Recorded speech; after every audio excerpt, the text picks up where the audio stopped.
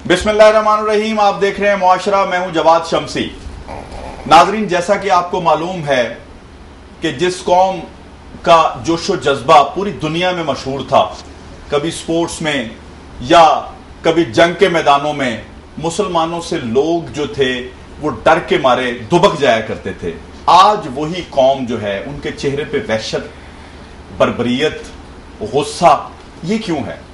और इसकी जो मुंह बोलती तस्वीर है वो हमने चंद दिन पहले विहाड़ी जिला में एक एहतजाज में देखी कि जहां लोगों ने कोई तमीज किए बगैर कि कौन हुकूमत में है, कौन अपोजिशन में है और कौन सी पार्टी पार्लियामेंट में भी नहीं है, उनके दफातर तक जला दिए। ये रवैया क्यों है और ये रवैया हमें किस तरफ लेके जा रहा है? देखें, मुशर्रफ साहब थे, उनके खिलाफ रैलियां निकली, जुलूस निकले, समझ में आते हैं। वो चले भी गए, नारा लगा कि जमहूरी ताकतों ने मिलकर जो है वो डिक्टेटर को भगा दिया। लेकिन अब जमहूरी ताकतें बरसरे इक्तदार हैं, बल्कि सबकी सब किसी ना किसी तरीके से कोई ना कोई हरबा इस्तेमाल करके इक्तदार से चिमटी हुई है। नाज़रीन, एक लम्हा फिक्रिया है कि क्या लोगों की कोई लाइन सेट नहीं हो रही कि उन्होंने किसके खिलाफ एहतजाज करना है और किसका साथ देना है। विहाड़ी में उन्होंने पीपल्स पार्टी के दफातर को नुकसान पहुंचाया, नून लीग के दफातर को नुकसान पहुंचाया और साथ तहरीक इंसाफ को भी नहीं बख्शा, जो कि अभी तक ना असम्बली में है और ना इक्तदार में आए हैं। नाज़रीन, ये रवैया हमें कहीं जमहूरियत से दूर तो नहीं ले जाएगा? और एक और अहम पहलू है यहाँ पे कि क्या ये लोगों का इस तरह का अंदाज जो है एहतजाज करने का हमें कहीं सियासतदानों से नाला होने का सबूत तो नहीं दे रहा? अगर लीडरों से, अपनों से ये नाराज हैं तो नाराज लीडरों को चाहिए कम से कम इस बात का एहसास करते हुए और पाकिस्तान के मुस्तकबिल का एहसास करते हुए इन लोगों को जिस वजह से ये एहतजाज कर रहे हैं उसका रिलीफ दें।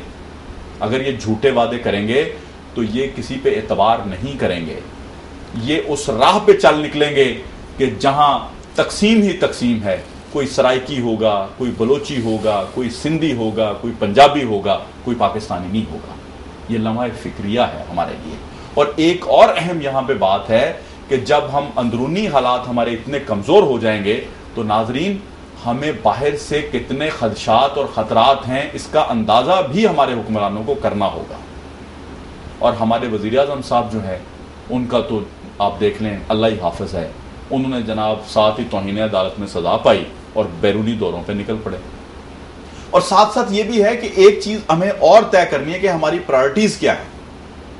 क्या हमारे वजीर आजम को तौहीन अदालत पे सजा देना हमारी प्रायोरिटी है या लोगों को रिलीफ देना हमारी प्रायोरिटी है? आज हम इन तमाम मौज़ूआत पे गुफ्तगू करेंगे और मेरे साथ शरीके गुफ्तगू होंगे जनाब शबीर सियाल साहब।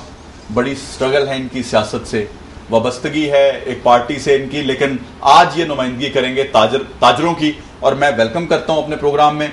ये जनाब एक तो सीनियर ताजर रहनुमा हैं और साथ साथ जो टाउनशिप बोर्ड है ताजरों का, उनके प्रेसिडेंट भी हैं। उनके साथ तशरीफ रखते हैं नदीम कादर भिंडर साहब, ये हैं फाउंडर मेंबर हैं तहरीक इंसाफ के, बड़े सीनियर कारकुन हैं। वेलकम जनाब प्रोग्राम में। साथ तशरीफ रखते हैं जनाब आबिद सदीकी साहब, किसी तारफ के मोहताज नहीं हैं, इंफॉर्मेशन सेक्रेटरी हैं पाकिस्तान पीपल्स पार्टी लाहौर के। Welcome to my show. आपने शबीर साहब मेरा इब्तदाइया सुना, ये जो लोगों को अब एहतजाज करते वक्त इस बात का एहसास ही नहीं रहता कि जिम्मेदार कौन है, इसकी वजह क्या है?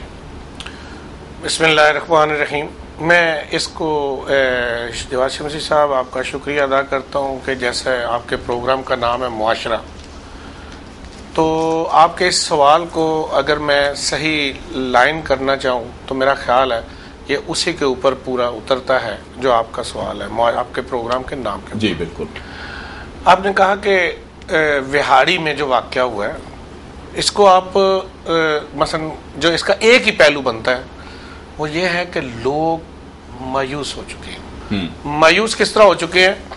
वो एक शेर है, वो कहते हैं मेरे वतन की मिट्टी नीलाम हो रही है, बगावत इसके खिलाफ सरेआम हो रही है जी, और भेज मेरे खुदा कोई मूसा, यहाँ पे फिरौन की फिरौनियत आम हो रही है। मसला ये है कि यहाँ के लोग इस नहज पे पहुंच गए हैं कि जो पॉलिटिकल सिस्टम है वो फेलियर की तरफ जा रहे हैं। आप देखें कि आज से 4.5 साल पहले पाकिस्तान के हर शहरी ने, मैं ये बात गारंटी से कह रहा हूं, जिसमें सहाफ़ी शामिल है, जिसमें वकला शामिल है, जिसमें वो लोग शामिल हैं जो घर से निकलना पसंद नहीं करते थे। चीफ जस्टिस की बहाली की तहरीक मैं अर्ज कर रहा हूं, चीफ जस्टिस की बहाली एक उसमें इशू था, एक वो सिस्टम था जो लोगों को डिलीवर नहीं कर पा रहा था, जिसकी वजह से लोग नाला थे।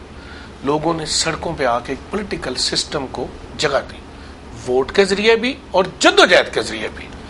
जब वो सिस्टम आया, आज 4.5 साल हो गए, मुझे एक ऐसा काम बता दें जिससे अवाम को रिलीफ हुआ हो।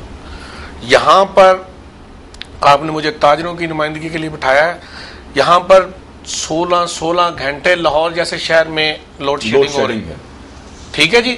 अब क्या लोगों से तवक्को करेंगे कि वो ये समझते होंगे कि ये पॉलिटिकल पार्टी है, ये पॉलिटिकल पार्टी है। यहां पूरा सिस्टम फेलियर की तरफ जा रहा है।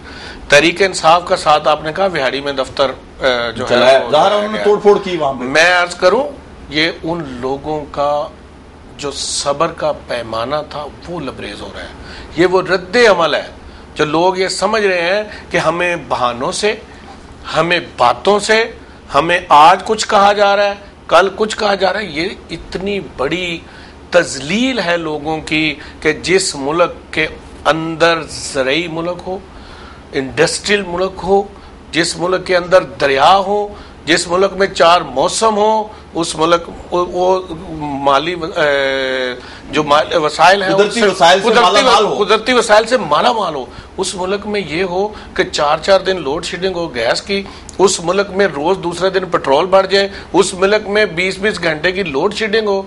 तो आप मुझे बताएं, जब ये काम होंगे तो जब किसी के घर में रोटी नहीं पकेगी, उसे क्या लगेगा, क्या चाहेगा कि वो किसका दफ्तर है किसका नहीं। वो तो इन सब लोगों को जला देगा जो जातियात के लिए जो है वो प्रोजेक्शन के लिए लोगों में जाते हैं, जिनका नजर भी एक ही बात है, इन्हीं से वाह वाह कराते हैं ना। मसलन हम यानी अवाम को इसलिए रह गई है कि हम एक दफा धोखे, 64 साल हो गए स्वाय धोखे के और कुछ नहीं है। यानी सो कॉल्ड जो आज हुक्मरान है, यानी ताजरों को उन्होंने हर वक्त अपने मफाद के लिए इस्तेमाल किया। आप मुझे बताएं कि जब हमारे ताजरों के पास बिजली नहीं होगी, जब उनके जो कारखाने वो बंद होंगे, जब इंडस्ट्री बंद होगी, तो वो क्या करेंगे? बिल्कुल। अच्छा, नदीम कादर भिंडर साहब को शामिल करते हैं। देखें जी, आपके दफ्तर को भी नुकसान पहुंचाया गया तहरीक इंसाफ के, ये बहुत अहम बात है, इसको आप बहुत लाइट ना लीजिए। ना कभी आप इक्तदार में आए, ये कहीं अवाम का गुस्सा कहीं उस तरफ तो नहीं आपको लेके चला जाएगा, या आपके जाने की वजह से तो नहीं है कि जो लुटेरा, जो एंजॉय करने वाला 20-20 साल इक्तदार, वो जनाब आज इमरान खान को इक्तदार की तरफ बढ़ता हुआ देख के इमरान खान के साथ शामिल हो गया है, ठीक है। जिसमें शायद भिंडर साहब आप ले लें कि जी वो परवेज मुशर्रफ के साथ थे, वो भी तहरीक इंसाफ में चले गए, आपने कबूल कर लिया। 16 साल इमरान खान के साथ मार खाने वाले और उसकी पार्टी को स्ट्रीट गलियों में पहुंचाने वाले लोग कहीं नजर नहीं आते। सो कॉल्ड मैं कहूंगा नाम नेहाद लुटेरे जो हैं, और वो आके सामने कुर्सियों पे सज के बैठ चुके हैं, और आपके जो जेन्युइन वर्कर्स हैं वो पिछली सफों में चले गए हैं। इसकी वजह क्या है? कहीं ये वजह तो नहीं कि लोग आपसे नाला होते जा रहे हैं, उनको कुछ उम्मीदें थी इमरान खान साहब से, तो जब उन्होंने वही अक्स देखा, वही चेहरा देखा जो बाकी पार्टी में है, तो उन्होंने ये रवैया। असल में शमशी साहब, आपके सवाल के अंदर 3 सवाल। जी बिल्कुल। सबसे पहले तो आपने पूछा है कि जो बिहाड़ी के अंदर तमाम पार्टियों के बिला इम्तियाज लोगों ने वहाँ जब एहतशाल में, चले इनकी तो समझ आती है ना, वो देखें तरीके, आप थोड़ा सा इसमें, और हम कह रहे हैं